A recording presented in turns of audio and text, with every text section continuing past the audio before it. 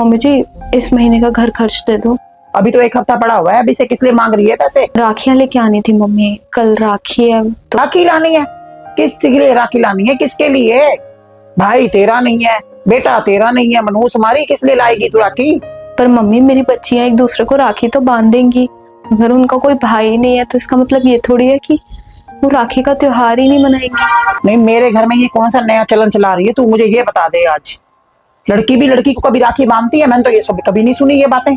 Mummy ख्वाहिश और ख्याना की पहली राखी है। हट जा यहाँ से, चल भाग जा। आ गई नए कानून चलाने वाली यहाँ पर। तू बिल्कुल फिक्र मत करना मेरी बच्ची, तेरा भाई नहीं है तो क्या हुआ, अरे भगवान ने तुझे बड़ी बहन दी है जो हमेशा तेरी ढाल बन के तेरी रक्षा करेगी।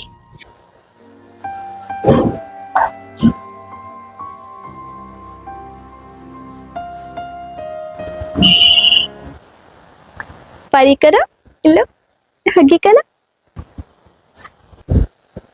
नहीं मानी ना, ऐसी ढीठ औरत है, करवा के रही है, राखी करवा रही है दोनों की। बात बता, जब भाई ही नहीं है तो रक्षाबंधन बना के करेगी क्या? मम्मी शायद आप रक्षाबंधन का मतलब भूल रही हैं। रक्षाबंधन सिर्फ भाई बहन का त्योहार नहीं, ये रक्षा और बंधन का त्योहार है। अरे रक्षा करने के लिए सिर्फ भाई ही क्यों चाहिए, क्या एक बड़ी बहन अपनी छोटी बहन की रक्षा नहीं कर सकती?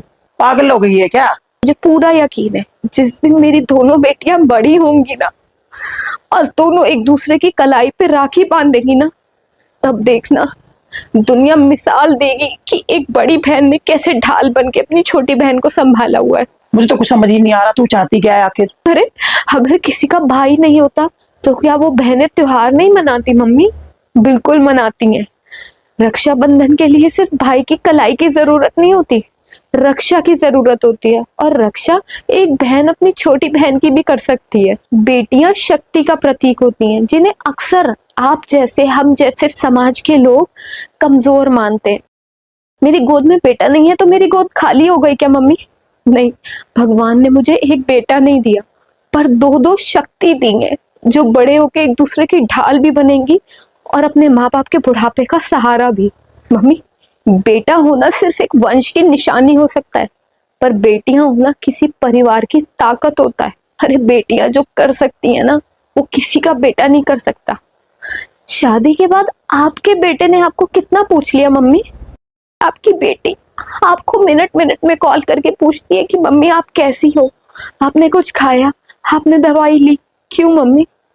आपकी खुद की एक बेटी है, उसके बावजूद भी आपको बेटियों की कीमत नहीं पता, क्योंकि भगवान ने आपको